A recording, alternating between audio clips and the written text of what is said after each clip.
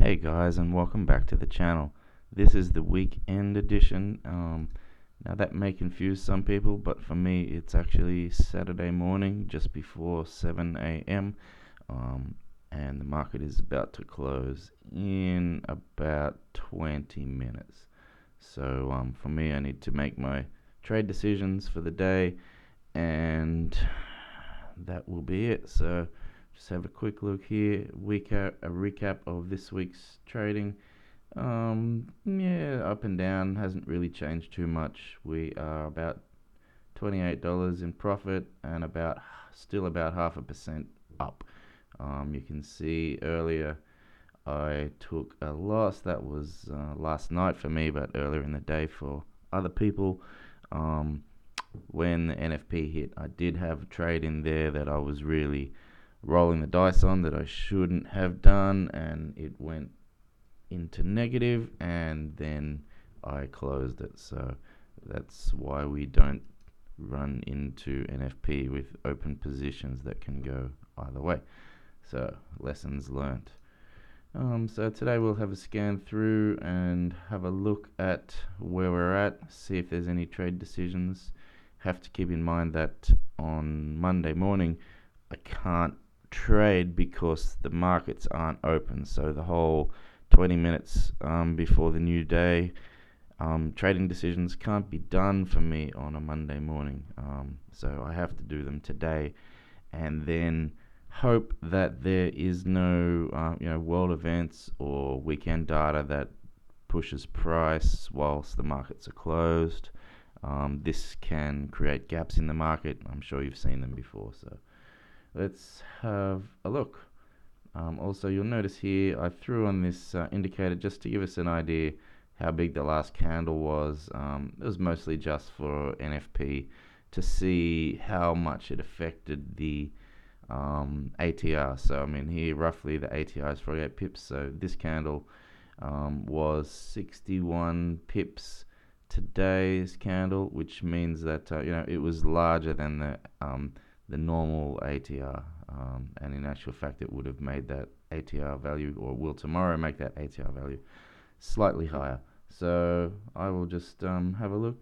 This is actually not, for me it's not a bad trade. We've price was in between these two MAs, and then it's pushed over because of the NFP. It could be classed as a continuation trade. These haven't closed here. I'm about to get a recross of this. Don't necessarily need volume for a continuation trade, but I'm just going to let that go for now, and we'll have a look through and see if we can find any other setups. Okay, so this one is my open position. I should have looked at this first. It's still open. We were watching it last night during the NFP to see what would happen. I was hoping it might bounce up and hit this 100 pip take profit, but it didn't happen. We're still just floating around. We're in profit. This one has already hit the 50% take profit and pull its stop to break even. So I don't need to do anything with this. We'll just let it sit there, and we will keep looking.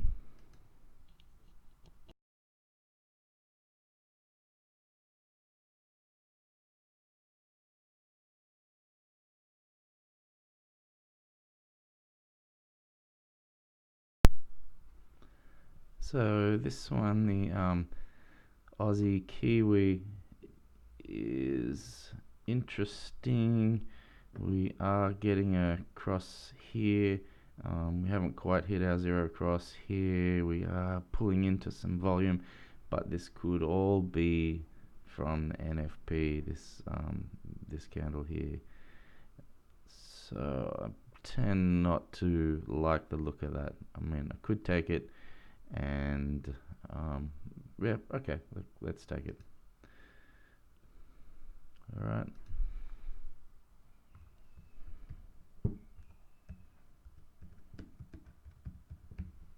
Let's trust the algo, see how we go.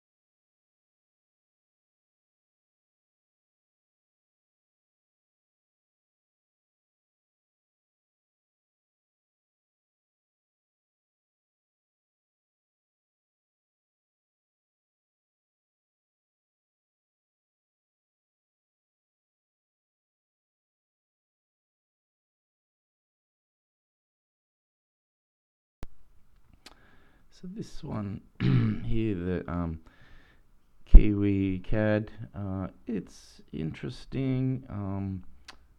Again, I think we've hit this volume spike because of the NFP. Don't really know about that, but we have pushed out of this consolidation zone, have had a solid move down. We are almost in a continuation trade here, so I haven't had my line cross the zero line up and then back, but it has hit the MA and crossed the MA, so I might take that as well. We'll see how that one turns out.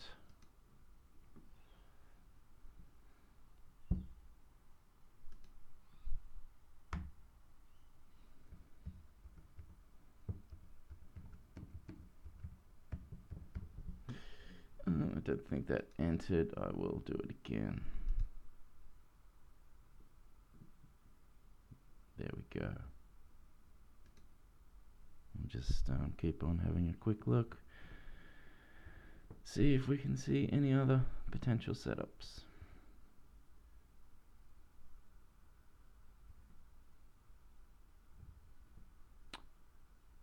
So that's interesting. If we come back down here, everything is pointing towards a short for that, but we'll see where it goes.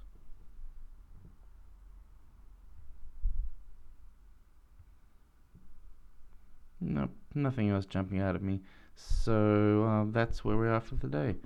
Thanks for visiting, and we'll see you again soon. Bye.